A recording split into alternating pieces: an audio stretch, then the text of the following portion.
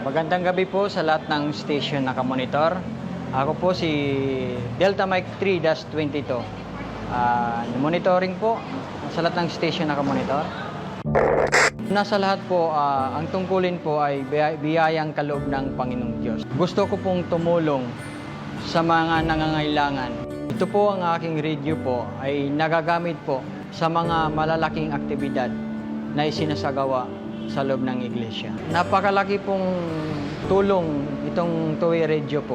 Halimbawa po kapag wala ng signal, halimbawa kapag may mangyari na malaking aktibidad o yung hindi na magagamit ang cellphone, kahit maraming mga tao, madali po kaming mag-communicate sa pamamagitan ng radyo po. Naniniwala rin ako na itong pasugo, katulad po ito ng radyo, kasangkapan na makakatulong rin po sa iba na nangangailangan. Kasi po, sa sitwasyon ngayon ng mundo, ang mas kailangan po ng tao ay ang kaligtasan. Masayang-masaya po ang aking damdamin sapagkat nakatulong kami sa ganitong aktibidad, nakapagbigay ng kasiyahan sa pamamahala at lalong higit sa lahat sa ating Panginoong Diyos. Sinasampalatayanan ko po na ito po ay makatulong sa mga tao para malaman nila ang katotohanan at maligtas pagdating ng araw ng paghukom.